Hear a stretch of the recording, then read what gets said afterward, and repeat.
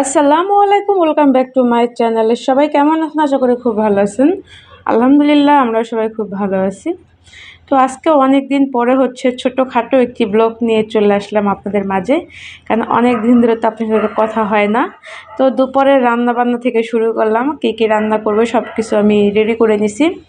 তো সকালবেলা খুব পরিমাণে বৃষ্টি হয়েছে, তো মেয়ে বলছে মা একটু খিচুড়ি রান্না করো আমার জন্য। তো ভাবলাম করি। তো এখানে গরুর মাংস, লাউ, পেঁয়াজ সব কিছু মানে কেটে ধুয়ে একদম রেডি করে নিছি। আর এখানে কিছু গোটা রসুন আছে, আমি খিচুড়িতে ব্যবহার করব। এখানে আদা আছে কুচানো, কিছু রসুন আছে খোসা ফেলানো, কিছু কাঁচামরিচ। আর এখানে কিছু গরম মশলার আইটেম নিয়ে নিছি। এই তো তেজপাতা, তারপরে দারচিনি, এখানে আছে স্টার স্টার মশলার ভেঙে একটু নিয়ে নিছি। এখানে আছে জয়ফল, জয়ত্রী, এলাচ, গোলমরিচ, লবঙ্গ, এগুলো আছে। তো আজকে একটু মাংসটা একটু অন্যভাবে রান্না করব। এখানে আমি আমার জন্য লাউ রান্না করব, পাঙ্গাস মাছের লেজার মাথা দিয়ে লাউ রান্না করব। মাছটা আজকে আনা হয়েছে। এখানে মাংসের জন্য গরম পানি করে নিচ্ছি। আমি সবসময় মাংস রান্নার ক্ষেত্রে গরম পানিটা ব্যবহার করি। তো এখানে লাউটা দিয়ে দিছিলাম। তো যাই হোক, লাউটা হোক এই সেট দিয়ে আমি এবার মাংসটা বসিয়ে দেব। তো আজকে মশলাগুলো থেতলিয়ে তারপর রান্না করব। আজকে আর বাটা মশলা দিয়ে রান্না করব না। আদা রসুন এগুলো একটু থেতলিয়ে নিচ্ছি আমি। তো এখানে আমি সয়াবিন তেল দিয়ে দিলাম। এবার আমি একে একে মশলা সব আইটেমগুলো দিয়ে দেব, মানে সব না, কিছু কিছু পরিমাণ দিয়ে দেব। আর এলাচগুলো আমি খোসাগুলো দিয়ে দিলাম, বীজগুলো আমি গুঁড়া করে নিচ্ছি, ওটা আমি পরে ব্যবহার করব। আর এখানে বাকি লবঙ্গ, গোলমরিচ এগুলো দিয়ে দিলাম। জয়ফল, জয়ত্রী ওটা আমি পরে মাংসের ভিতরে ব্যবহার করব। ওটা এখন দিলে দেখা যায় জাল পেতে পেতে ওটা মাংসটাকে টক ভাব হয়ে যাবে। তো ওটা আমি পরবর্তীতে ব্যবহার করব। তো এবার পেস্ট কুচি দিয়ে দিলাম।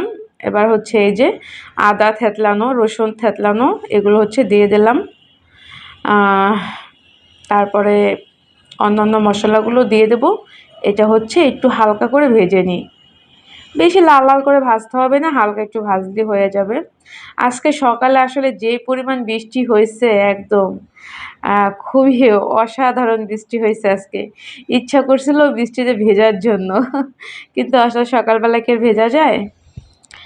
তো বন্ধুরা, সবাই কেমন আছেন, কি অবস্থা অবশ্যই কমেন্টে জানাবেন। আর আশা করি আমার এই ছোট্ট ব্লগটি সবাই শুরু থেকে শেষ অবধি দেখবেন। অবশ্যই দেখার মাঝে একটা লাইক করে দেবেন। এক আপু আমাকে একটা কমেন্ট করছে, অনেক সুন্দর একটি কমেন্ট করছে। যে আপুটা আমাকে কমেন্ট করছে, আমি আপুটার জন্য অবশ্যই দোয়া করি। আর অনেক অনেক ভালোবাসা। আপুটা বলছে, আপু আমি তোমার পাশে আছি, তুমিও আমার পাশে থাকবে তো, হয়তো এরকমই মেসেজটা করছে। আরও অনেক কিছু লিখছে। হ্যাঁ আপু, অবশ্যই আমি আপনার পাশে থাকবো ইনশাআল্লাহ। আশা করি আপনিও আমার পাশে থাকবেন। তো হয়তো আপুর কোনো চ্যানেল আছে কিনা আমি এখনও দেখতে পারিনি। তো ইনশাল্লাহ আমি এটা আজকে দেখব। আসলে আমি একটু ব্যস্ত ছিলাম এই কয়েকদিন, যেহেতু আমি একটু অসুস্থ, হসপিটালে দৌড়াদৌড়ি করতেছি, সেই জন্য সবাই দোয়া করবেন আমার জন্য। আসলে শারীরিক অবস্থা বেশি একটা ভালো না বলতে গেলে এখন অবধি। একটার পর একটা সমস্যা মানে বের হচ্ছে। তো যাই হোক, আল্লাহ ভরসা, আল্লাহই রহম করবে। তো এই তো কথা বলতে বলতে মাংস কিন্তু কষিয়ে নিচ্ছি। এখানে জয়ফল, জয়ত্রী এটা আমি এবার দিয়ে দিলাম। তো আসলে ভাবলাম অনেক দিন ধরে আপনাদের সাথে কথা বলি না, মনটা খুব ভারী হয়ে আছে, সেই জন্য আজকে ব্লগটি করা। তো বাবা আর মেয়ের জন্য 4 টুকরো আলু দিয়ে দিলাম, মানে মেয়ের বাবা আর মেয়ের জন্য, যেহেতু আমি আলু খাবো না। এই মাংস আমি তেমন একটা খাবো না, হয়তো খাইলে যদিও খাই হয়তো 1 টুকরো খাবো খিচুড়ি দিয়ে। অনেক অনেক খাবার আমার নিষেধ আছে।